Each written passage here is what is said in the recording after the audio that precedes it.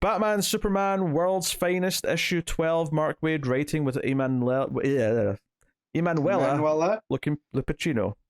Emanuela Lupacino is one of my favorite artists. So Yes. So yeah, this is kind of a nice just palette cleanser. It was kind of nice in an issue or a week of big things happening in a lot of the books. This was just like here's a fun just sort of side issue about Dick and Kara going on a date when they're both like teenagers. Yep. And how it hints that they both messed things up. So bad, in fact, that Dick's designing the first Nightwing outfit because he wants to change his identity so that she won't know who he is anymore. It's quite funny to me. That is funny.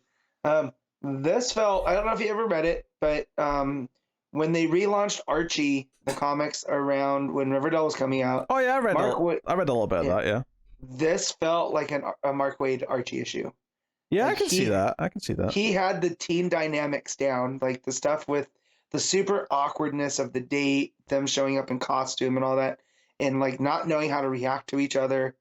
Like I felt like I was reading Archie, but like not this Riverdale version where, you know, everybody's something by now and we had sorcery and witchcraft and stuff, but like the old style Archie comics. And I think that with these two characters who we know so well, right, Dick and Kara, seeing the side of them where they just don't gel, I thoroughly liked. Well, I think this was kind of a fun thing to do because obviously Dick and Kara don't really have like a much of a like. I'm sure there's some old issues somewhere where they dated for a bit, but it's not really something we sort of think of as DC fans. We think of Dick with Babs, we think of Kara doing whatever else. So it kind of felt like if this is in continuity, it can't be something that leads to a big relationship. It has to be something that's more of a joke, short time span thing. Yeah, but they had referenced this, right, when they first show up in that first arc. You know, their date from hell, right? Yeah. That's what I mean, though. So I think they have to like show that it was kind of a failed experiment for them. You know, there's this thing where, there's kind of an attraction. Maybe we should try this. And then fundamentally, no, it was the crash and burn completely. Where, like she talks about why she was attracted to him. She went down to save him when she first saw him, but then he saved himself with grapple hook and. Yeah. You know, so we see that she tries to get dressed up for this date, but then when she's going to the restaurant, she sees that he's still in his Robin outfit, so she quickly changes into her Supergirl outfit. So that's kind of awkward. And then there's just a lot of banter back and forth about how they're both like he's kind of self-absorbed and talking about how great like it is being Robin, and she's trying to talk about other stuff. There's some comedy with like how the chef's been yelled at by the manager that they're serving Supergirl and Robin. This has to be the best food you've ever made, and the chef gets so mad that he quits because he thinks his food's perfect anyway. It's all just very light and fun comedy for the most part, with good art. You know, the expressions from Lupacino's great. Obviously, Dan Mora's the regular artist. We love Dan Mora, but if you're going to give us a fill-in, Lupacino's about as good as you can ask for. Especially with these two characters too. You know, it has such a defined look, and I feel like Lupacino draws like, to me, like not definitive in that way. Everyone should draw them that way, but she just gets like classic versions of them. You know, like her Starfire is one of my favorites. So her Wonder Woman always looks classic. So I think what I like about this issue is it captures this kind of awkwardness, specifically with the way that. It feels like even though I think we can always understand why a character's saying something, almost every time one of them says something to the other, it comes off badly to the other person. For example, Kara's telling a story and Dick says, "God, the food's taking forever," and she's like, she feels like insulted that like, wait, why are you more concerned about that than what I'm saying? Right. And it's a miscommunication thing because Kara doesn't get hungry the way he does because she's not human. Right. But like she takes it as an offense. But even this idea that the food's taking a long time is almost like they're almost hoping the food's going to come and save them because then they can start eating and they don't have to keep making small talk.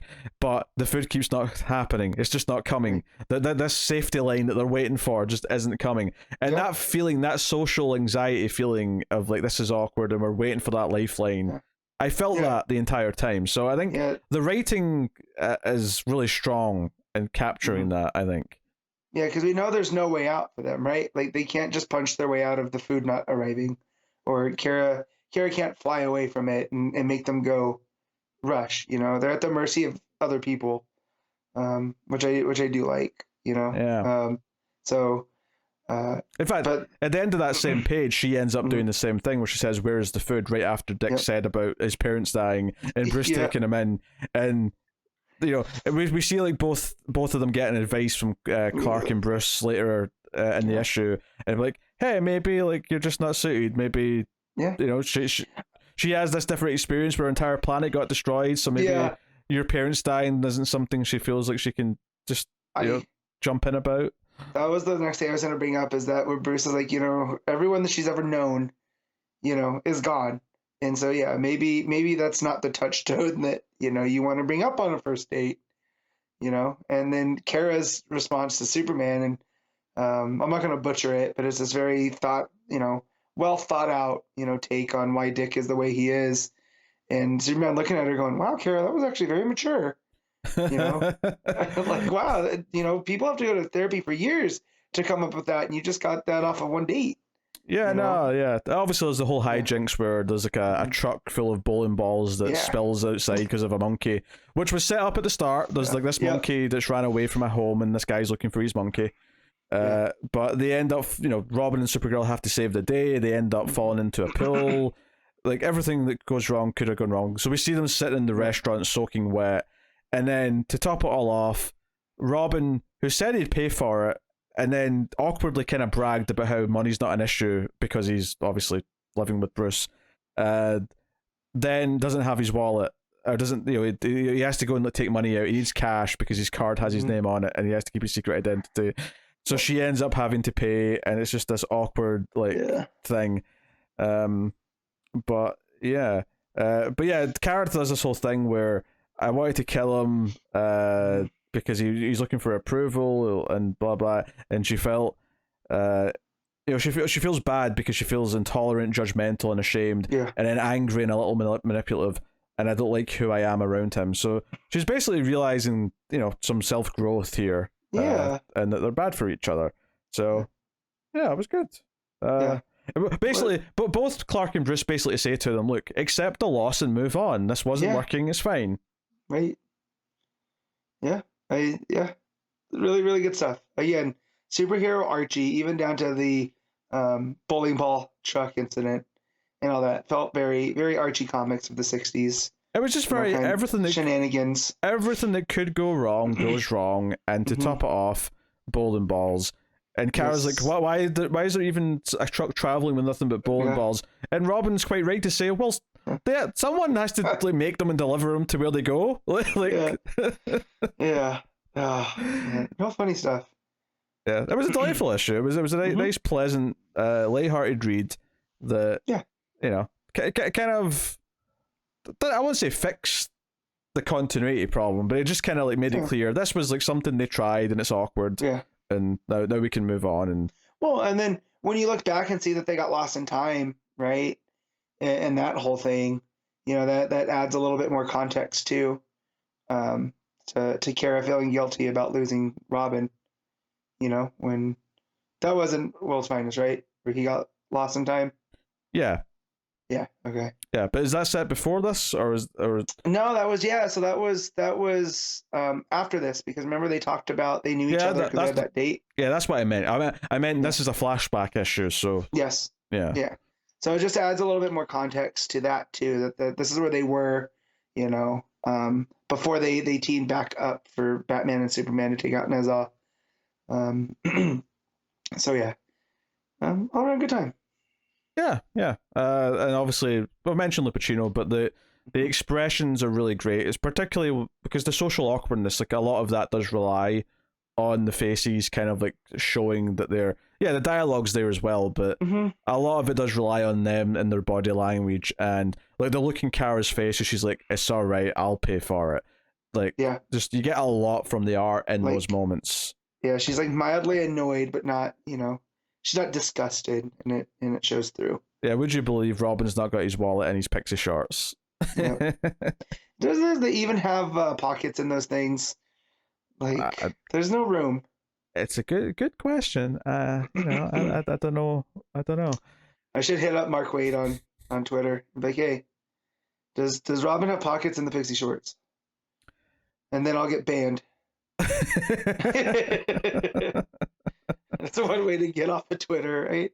Yeah, I mean this is the minorest of critiques, but I did think, you know, so when they end up falling in the pool together, or the fountain, is Robin, you know, the monkey jumps onto him and he backs up into Supergirl and they both fall into the water. Yeah. Part of me did think, but because Supergirl's super strength, could she be like knocked off her feet that easily, or would she like? Part of me thought, would she just stand like a rock? Yeah, kind of thing. He would fall in by himself. Yeah, it is funny that she falls in too, because it makes the awkwardness for the date, you know, work. But part of me did think, you know, wouldn't he just bounce off of her though and like fall, you know, elsewhere? I don't know, but anyway, minor, not even a quibble, just a thought, just a passing thought. She was so distracted by the awkwardness of the situation that, you know, she was off balance already. You just do that. Yeah, and plus this is also a nice lighthearted thing, just because, you know, we just had all that David stuff, and like, you know, that was a bit more like sad ending sort of misery. So this is a nice palate cleanser for just this book on its own as well. For sure. All right, what are you giving World's Finest issue 12? I'm gonna give this an 8. I'll go as high as the 8.5. I think I quite like this.